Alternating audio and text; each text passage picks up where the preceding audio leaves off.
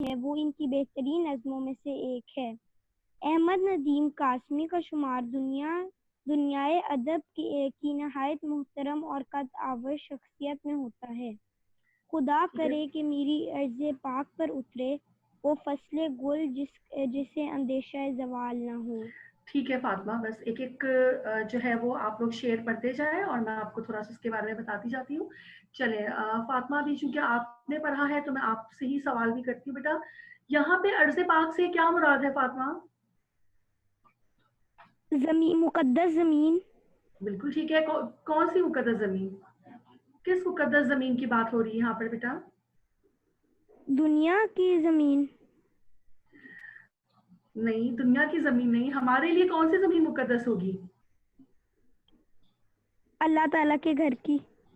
नहीं बेटा, यहाँ पे पाकिस्तान की बात हो रही है फातिमा। हम पाकिस्तानी है ना बेटा, तो पाकिस्तानी होने की हैसियत से पाकिस्तानी सरजमीन जो है ये हमारे लिए सबसे मुकद्दस, सबसे मोहतरम और सबसे जो है वो अहमियत रखने वाली हमारे लिए ज़मीन है। ठीक है, उसी के बारे में देखिए। अहमद नदीम कासमी जो है वो उर्दू के बहुत बड़े ना सिर्फ शायर हैं बल्कि अफसाना निगार भी हैं। उनके अफसाने भी आप जो है वो पढ़ सकते हैं। और उनकी बेहतरीन नज़मों में से ये एक नज़म है अर्ज़ पाक के लिए दुआ। अब देखिए इसके पहले शेर में, खुदा करे कि मेरी अर्ज़ पाक पर उतरे वो फसले गुल जिसे अंदेशाए ज़वाल ना हो। उनका जो ये शेर है ये बहुत ही मशहूर शेर है। इस नज़म का यूँ समझ लें कि सबसे मशहूर शेर है ये। और इसमें शायर बता रहे हैं, शायर दुआ कर रहे हैं। इस पूरी नज़म में शायर हमारे पाक वतन के लिए और इसमें रहने वाले पाकिस्तानियों के लिए ना सिर्फ दुआ कर रहे हैं बल्कि इसमें उन्होंने बहुत से अशआर में जो है वो तशबीहात का भी इस्तेमाल किया है। अभी इस शेर में वो ये कह रहे हैं कि हमारी अर्ज़ पाक पर जो है वो ऐसी फसल उतरे, गुल कहते हैं फूल को, ठीक है, फूलों की ऐसी फसल उतरे कि जिससे कभी भी जवाल का अंदेशा ना हो। अंदेशा किसे कहते हैं बेटा? अंदेशा कहते हैं डर को, खौफ को। तो यहाँ पे शायर बता रहे हैं कि ऐसी फसल हमारी जो है हमारी वतन की सरजमीन पर ऐसी फसल जो है वो उतरे। जी, अलीना ने बताया है मुझे ये आंसर, पाक की जमीन, पाकिस्तान की जमीन। Very good Alina. अब ये है कि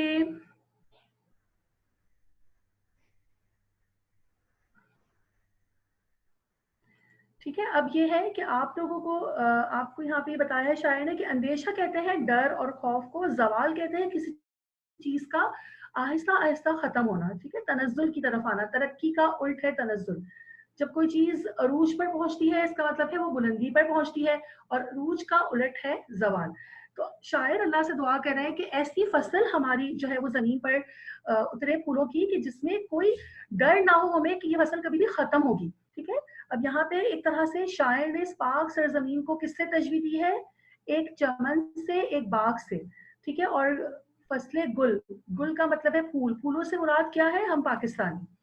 ठीक है, मतलब हम पाकिस्तानी जो है वो इस पाकिस्तान के लिए काम करने में, इसको तरक्की की राह पर गामजन करने में हमारा जो किरदार है हम बखूबी अंजाम देते रहे। ये दुआ की है इसमें शायर ने। चले नेक्स्ट, अब्दुल रहमान पढ़िए बेटा, दूसरा शेर पढ़िए अब्दुल रहमान इसका। यहाँ जो फूल खिले वो खिला रहे सदियों, यहाँ खजा को गुजरने की भी मजाल ना। Very good Abdul Rahman. अब देखिए यहाँ पे इस जो शेर है ये वाला, इसमें शायर ने कोई इतना जो है वो मुश्किल कोई भी लफ्ज इसमें नहीं है। बहुत आसानी से शायर ने क्या बताया है, बस दुआ की है कि इस पाक सरजमीन पर जो भी फूल खिले वो सदियों तक खिलता रहे। और खिजा का जो मौसम है, देखिए जहाँ बहार का जिक्र होगा ना क्लास 8, वहाँ पे मौसम खिजा का भी जिक्र लाजमी होगा।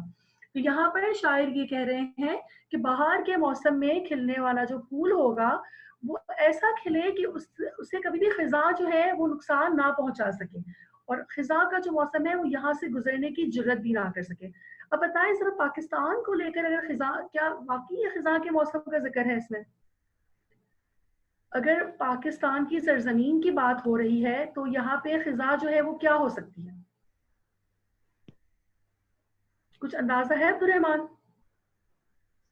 कौन है जिस जमीन को नुकसान पहुंचा सकता है? जमीन के दुश्मन। ठीक है, यहाँ पे खिजा से मुराद है पाकिस्तान के दुश्मन।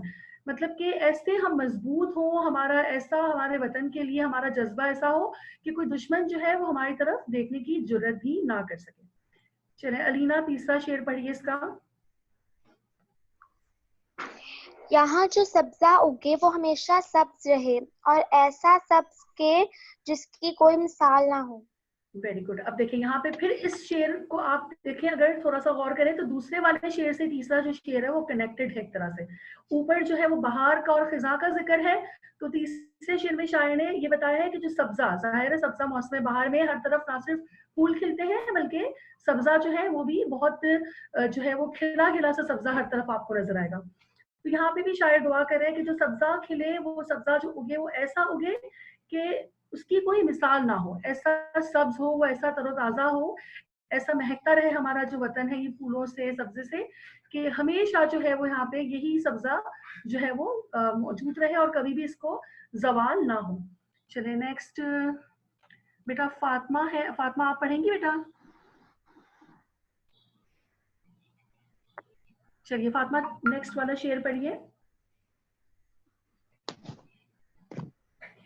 मिस मैंने अभी ज्वाइन किया, कौन सी कौन बेटा सा ये है, ये चौथा शेर है, चौथा शेर पढ़िए फातिमा।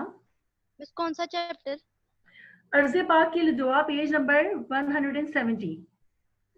जो बाद में आए हैं फैसल आप भी बुक खोल ले, पेज नंबर 170 पे है, अभी मैं आपसे भी रीडिंग कर। चलिए फातिमा पढ़िए चौथा शेर इसका। 70। जी बेटा 170। फातिमा आपने हैंड रेज किया है बेटा, आपकी रीडिंग की टर्न होगी, अगर कोई सवाल फिर मैं आपको बाद में मौका दूंगी बेटा। चौथा शेर। जी बेटा चौथा शेर। घनी बरसाएं यहाँ ऐसी बारिशें बरसाएं कि पत्थरों से रोईदगी मुहाल ना हो। Very good. देखिए अब देखिए, घनी घटाएं, घटा कब कैसे कहते हैं? जब काले बादल छाते हैं, घटा छाती है बारिश से पहले, ठीक है, जब बारिश होती है से पहले कैसे आसमान काला सा हो जाता है बिल्कुल, तो एक घटा होती है, काली घटा जो कि आसमान पे आती है और फिर बादल जो है वो बारिश वाले बारिश बरसाते हैं। तो यहाँ पे शायर ने क्या दुआ की है कि ऐसी बारिश इस जो है वो सरजमीन पर बरसे कि जो पत्थर है ना, पत्थर, अब देखिए पत्थर जो होती है ना, पत्थर वो समझ ले बंजर जमीन होती है, ठीक है। बंजर जमीन का मतलब पता है ना, जहाँ पे कोई सब्जा ना उग सके। जरखेज जमीन जहाँ पे सब्जा उग सकता है और बंजर जहाँ पे सब्जा ना उग सके।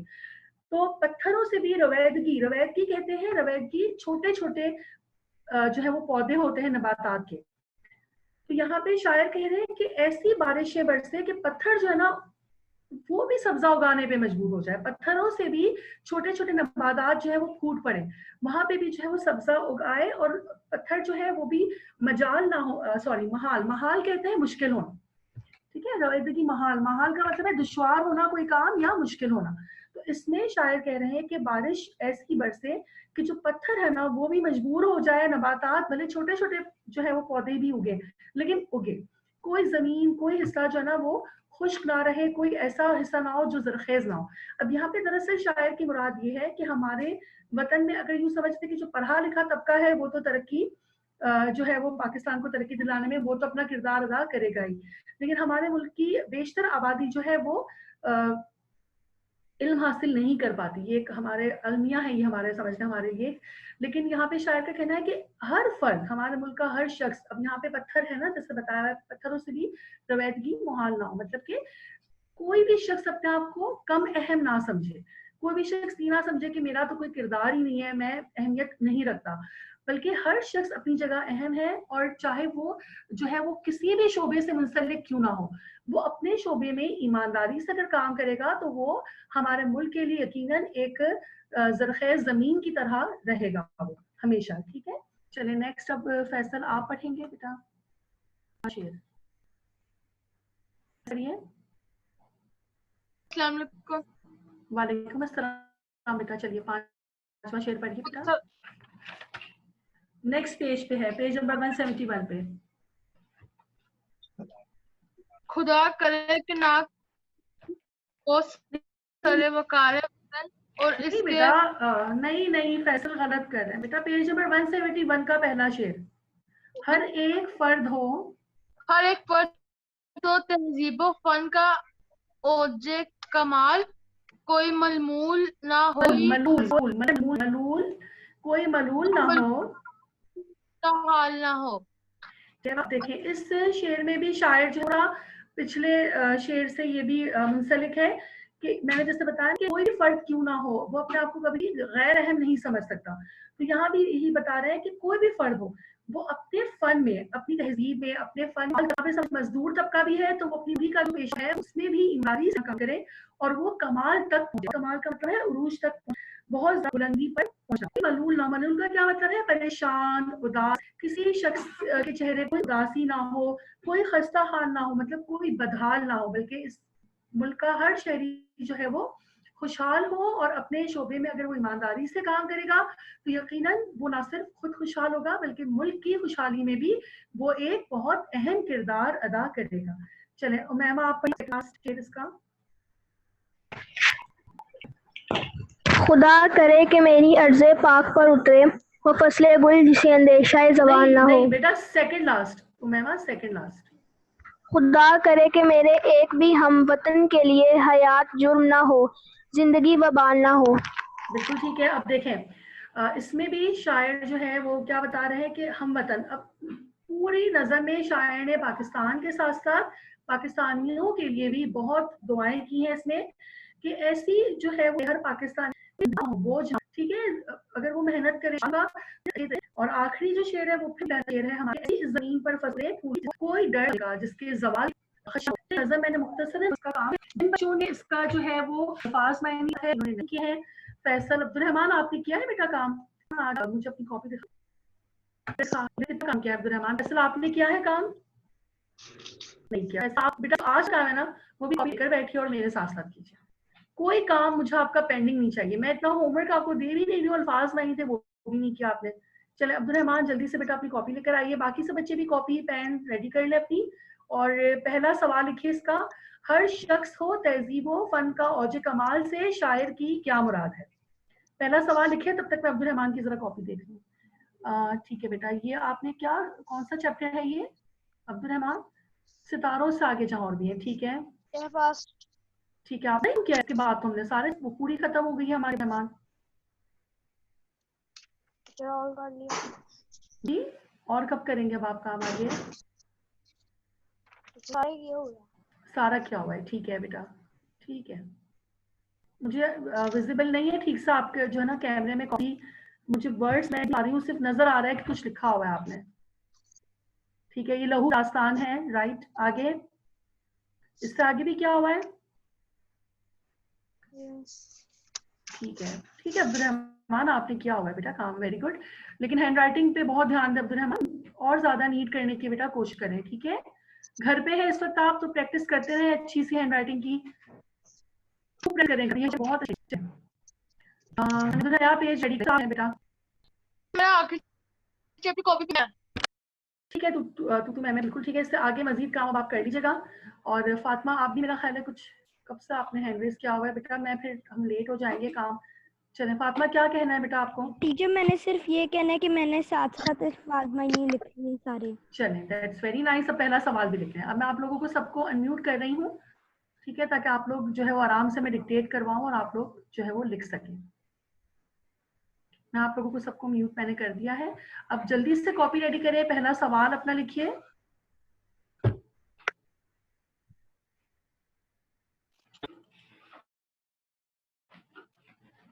चलिए बेटा, पहला सवाल है हमारा कि हर शख्स हो, या आपने इन्वर्टेड कॉमास में लिखना है, हर शख्स हो तहजीबो फन का औजे कमाल से शायर की क्या मुराद है? जवाब मैं लिखवा रही हूँ आप लोगों को, आप लिखना शुरू कीजिए बेटा।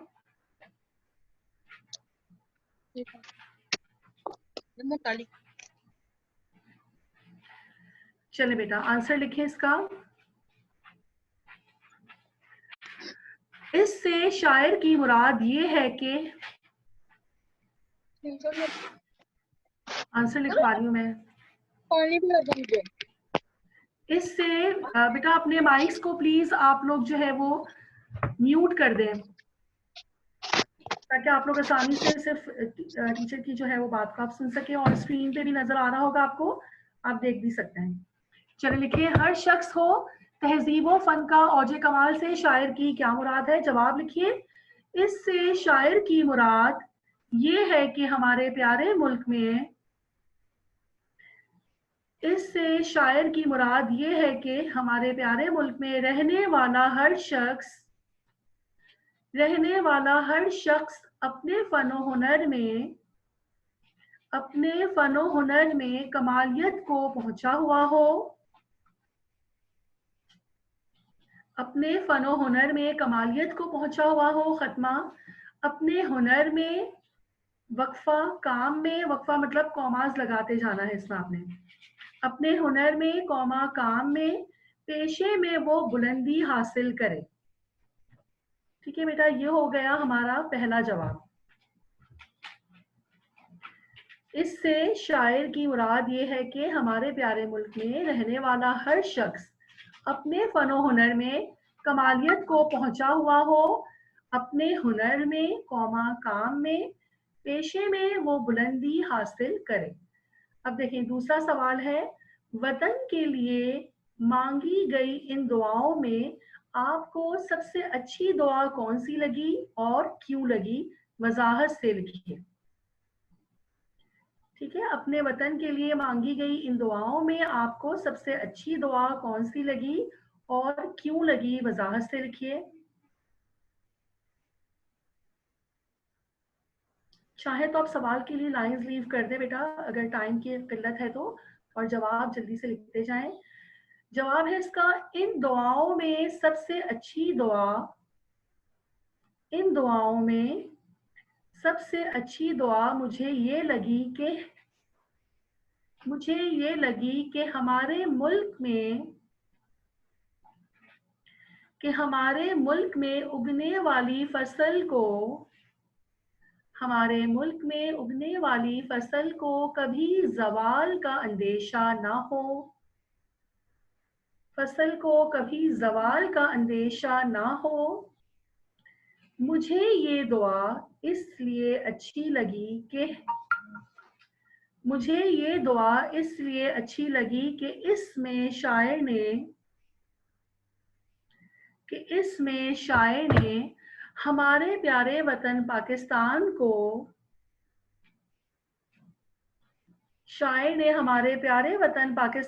को चमन से तशबीह दी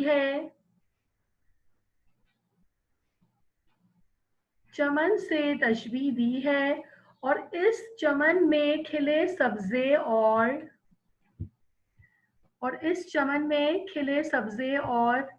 रंग बिरंगे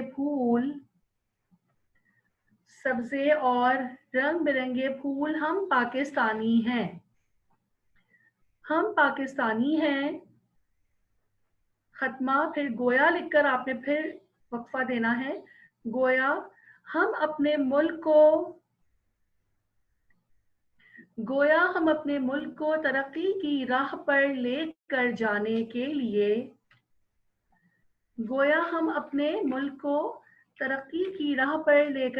के लिए ऐसे कमर बस्ता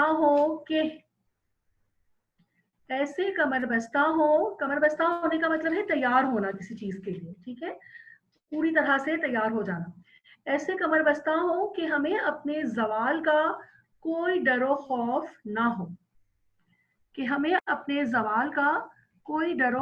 ना हो। अब देखिए इससे जो अगला सवाल है ना, आप अपने वतन के लिए क्या दुआ मांगते हैं, ये आप लोगों ने खुद लिखना है। ठीक है, ये जवाब आप लोगों ने खुद लिखना है। और नेक्स्ट जो आपकी हेडिंग है वो होगी मरकजी ख्याल। लिखिए, मरकजी ख्याल की हेडिंग दें और लिखना शुरू कीजिए बेटा। हमारा जो तीसरा सवाल था वो यही था कि आप अपने वतन के लिए क्या दुआ मांगते हैं। अब देखिए इसका जवाब मैं इसलिए आप लोगों से खुद, इससे ऊपर वाला जो सवाल था ना कि कौन सी अच्छी लगी, ये मैंने आपको लिखवा दिया है। अब शायर ने इसमें बहुत सारी दुआएं की हैं, तो यकीनन अब ये देखिए ये आपकी अपनी मर्जी है। अब आपने भी अपने वतन के लिए आप भी बहुत अच्छा कुछ ना कुछ सोचते होंगे, कोई ना कोई ऐसी दुआ होगी जो आप भी करते होंगे। तो ये हर बच्चा खुद अपनी पसंद से, अपनी मर्जी से लिखेगा कि वो अपने वतन के लिए कौन सी दुआ जो है वो मांगते हैं। ठीक है बेटा, इसीलिए ये मैंने आप लोगों पे छोड़ा है, ये इसका जवाब आप लोग खुद लिखेंगे। चले, मरकज़ी ख्याल इसका बहुत मुख्तसर सा है, वो लिख लें। लिखे, इस नज़म में शायर ने इस नज़म में शायर ने हमारे प्यारे मुल्क पाकिस्तान के लिए बहुत सी दुआएं की हैं, बहुत सी दुआएं की हैं। पाकिस्तान के साथ हर पाकिस्तानी को भी खूबसूरत दुआओं से नवाजा है। पाकिस्तान के साथ हर पाकिस्तानी को भी खूबसूरत दुआओं से नवाजा है। अब देखें, ये हमारा बुक वर्क यहाँ पे ख़त्म होता है। अब बुक के अकॉर्डिंग तो इसमें लिखा हुआ है शायद कि पहले और दूसरे शेर की तशरीह कीजिए, लेकिन मैं आपको इसके जितने ज़्यादा अशार की तशरीह मुमकिन हो सकेगी हम इसकी करेंगे। तो इस वक्त टाइम चूंकि बहुत कम रह गया है, तो हम शुरू करते हैं इसका काम जितना हो सका। 5 मिनट्स एंड के जो है वो मैं आपका टाइम लूंगी। होमवर्क एक्सप्लेन करना है बेटा मुझे थोड़ा सा। इस दफ़ा होमवर्क जो है आपको मैंने इंटरेस्टिंग भी है, थोड़ा डिफिकल्ट भी है, वो आपको मैं समझा दूंगी। और फिर गुफ्तगू के लिए 5 मिनट हमारे पास जो है वो आखिरी के मैं आपके लिए रखूंगी। तो जितना काम हो रहा है अभी कर लेते हैं हम, और उसके बाद जो है वो मजीद जो काम है बकाया वो आपको व्हाट्सएप हो जाएगा। आप लोग काइंडली उसको कॉपी डाउन कर लीजिएगा। अब देखिए, पहला शेर लिखिए। खुदा करे कि मेरी अर्ज़े पाक पर उतरे वो फसले गुल जिसे अंदेशा ज़वाल ना हो। बिल्कुल इसी तरह से आपको भी शेर लिखना है बेटा। उसके बाद एक लाइन छोड़कर हवाला शेर की हेडिंग दे, हवाला शेर की हेडिंग देकर फिर एक लाइन छोड़कर नज़म का उन्वान, उसके सामने लिखिए आप नज़म का नाम, अर्ज़े पाक के लिए दुआ। फिर लिखिए शायर का नाम, शायर का नाम है अहमद नदीम कासमी। और उसके बाद एक लाइन छोड़ के आपने लिखना है मफहूम। बेटा मफहूम जब आप लिखेंगे ना तो वो उसके सामने से आपने लिखना है। ये आपका समझ लें बोर्ड का पैटर्न है, इसकी खूब प्रैक्टिस हमें करनी है ताकि आपके लिए आसानी हो जाए। जब आप बोर्ड के पेपर्स में अपियर हो तो आपको ये पूरा जो पैटर्न है वो आपको अच्छी तरह से आपके दिमाग में ज़हननशीन हो जाए। चलें, हर शेर का इसी तरह से एक मुख्तसर हमें एक जुमले में इसका मफहूम लिखना होता है। चलें, मफहूम लिखे। इस शेर में शायर ने पाकिस्तान के साथ साथ पाकिस्तानियों की तरक्की के लिए दुआ की है। इस शेर में शायर ने पाकिस्तान के साथ साथ पाकिस्तानियों की तरक्की के लिए दुआ की है। अब तशरीह लिखना शुरू कीजिए। तशरीह की हेडिंग एक लाइन छोड़कर देनी है और नीचे से आपने लिखना है ज़ेरे तशरीह शेर में शायर ने खुदा से दुआ की है कि इस पाक सरजमीन पर फूलों की ऐसी फसल तैयार हो जिसे कभी मुरझाने का डर ना हो। यहाँ खत्मा लगाकर लिखिएगा, यहाँ शायर ने निहायत खूबसूरती से पाकिस्तान को गुलिस्तान से तशबीह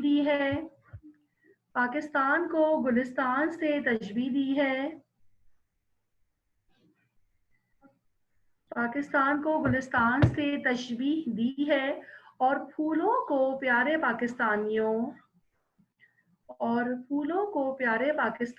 खसूसन नौजवान नस्ल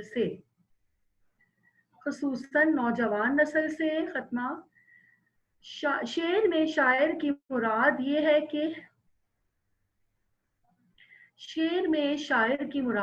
है कि जिस तरह एक चमन की खूबसूरती इसके रंग बिरंगे खूबसूरत फूलों से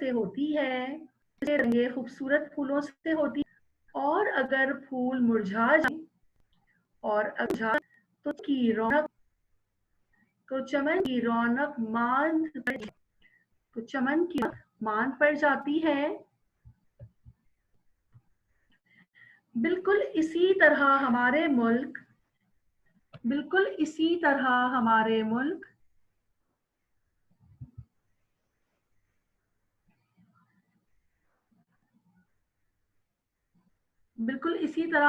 पाकिस्तान की शान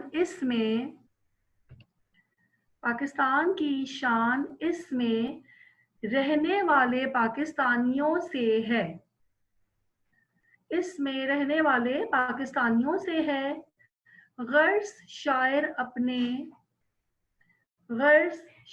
अपने हमवतनों के लिए दुआ कर रहे हैं कि वो हमेशा अपने वतन की तरक्की के लिए दुआ कर रहे हैं कि वो हमेशा अपने वतन की तरक्की के लिए तन, मन, धन के साथ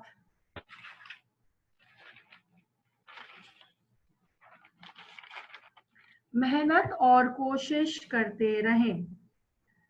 बस यहाँ पे ये खत्म हो जाएगा बेटा, मेहनत और कोशिश करते रहें तक ही है।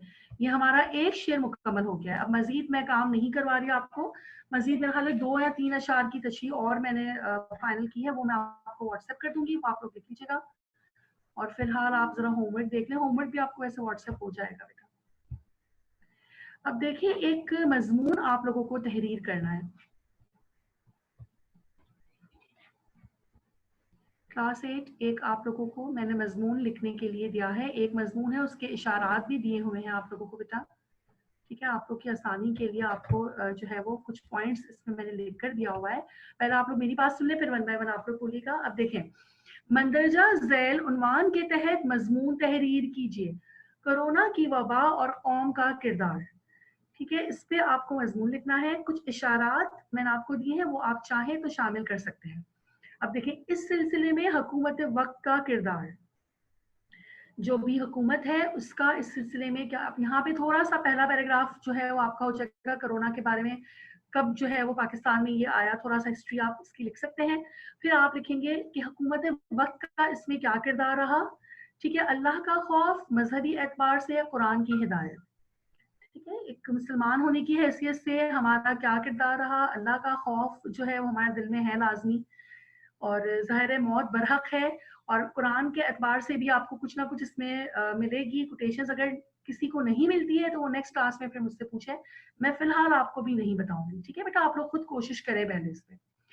अच्छा, इस सिलसिले में कौम का किरदार, ठीक है, आप इसमें लिखेंगे कि कौम का क्या किरदार रहा। बहैसियत कौम आपने देखा पाकिस्तानी कौम ने किस तरह जो है वो ये फेज, ये पीरियड कैसे गुजारा, इस दौर से कैसे गुजरे हम, और आपके ख्याल में इस वबा के बाद आज के इंसान की शख्सियत में क्या तब्दीली आएगी, मस्बत या मनफी। ठीक है, आपको एंड इस पे करना है कि कोशिश कीजिएगा पॉजिटिव लिखे इसमें कि अब देखें ये वबा अभी फिलहाल है, ठीक है, खात्मा हो जाएगा जब हालात मामूल पे आ जाएंगे इंशाल्लाह बहुत जल्द। तो फिर आपको इसमें बताना है कि क्या होगा उसके बाद, इंसान की शख्सियत जो है उसमें कैसी तब्दीली आएगी, नेगेटिव या पॉजिटिव। ठीक है बेटा, इसमें आपने ये सब चीजें बतानी है। चले अब जल्दी से आप लोग जो है वो आ जाएं इस पे। अब जिसने जो जो सवाल करने हैं हैंड रेज कीजिए, टाइम बहुत कम है बेटा। जी अलीना पूछिए। एक्सक्यूज मी टीचर, वो ऑनलाइन क्लासेस से पहले जो काम हमें कहा गया था कि वो हमने रफ रजिस्टर्स पर करना है, वो उसी पर रहने दें, उसको भी नीट कॉपीज पर उतार दें? बेटा फिलहाल उसको उसी पे रहने दें आप लोग। ठीक है, अब ये चैप्टर जब खत्म हो जाएगा ना, फिर मैं आपको बताऊंगी, हमें नेक्स्ट जो है वो वही असाइनमेंट्स वाला काम जो है उसको मैं एक दफा दोहराऊंगी आपके साथ। तो वो जब रिकॉल होगा ना, उसमें फिर आप लोगों को मैं कहूंगी कि आपने इसको नीट पे करना है या नहीं। ठीक है, फिलहाल उसकी आप टेंशन ना लें, बिकॉज जो इस वक्त जितना काम है वो आप पहले नीट करें, पहली प्रायोरिटी आप इस काम को देंगी। ठीक है, चलिए नेक्स्ट। और कोई सवाल, किसी को और कुछ पूछना है बेटा, जल्दी जल्दी हैंड रेज करें। अभी जो मैंने होमवर्क दिया है इससे रिलेटेड कोई मुश्किल है तो पूछिए बेटा। अभी कोशिश कीजिएगा, आराम से आपको मिल जाएगा, इतना कोई मुश्किल टॉपिक नहीं है, अभी आजकल के दौर की बात है तो आराम से हो जाएगा। टाइम है आपके पास। जी फातिमा पूछिए।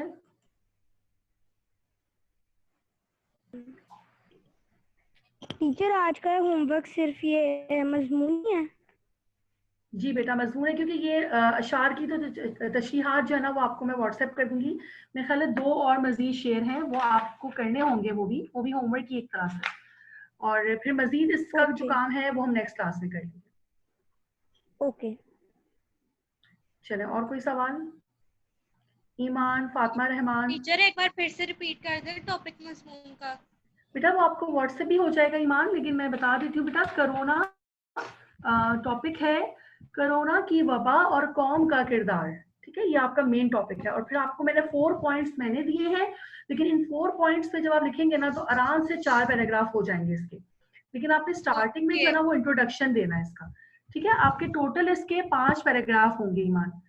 पहले पैराग्राफ का थोड़ा सा इंट्रोडक्शन देंगे बेटा कि कब ये वबा आई, दुनिया में किस तरह से आई, आप लोगों पाकिस्तान में किस तरह से ये जो है वो फैलती चली गई। आप थोड़ा सा इंट्रोडक्शन देके पहले पैराग्राफ में, और फिर दूसरे पैराग्राफ में आप पॉइंट्स जो मैंने दिए ना आपको उसके अकॉर्डिंगली आप लिखते जाएंगे ना, एक पॉइंट एक पैराग्राफ में, फिर एक पॉइंट एक पैराग्राफ में, तो आराम से आपका 5 पैराग्राफ में बहुत अच्छा मजमून आप तहरीर कर सकेंगे, ठीक है। आप इसमें चाहे तो इंटरनेट से भी आपको मालूमात मिल जाएंगी, जो आपको मालूमात चाहिए, मदद भी आप उसमें से हासिल आपको मिल जाएंगी, इंटरनेट से भी आप ले सकते हैं कुछ ना कुछ मदद। ओके चलिए नेक्स्ट, और कोई सवाल है बेटा? Class 8 any question?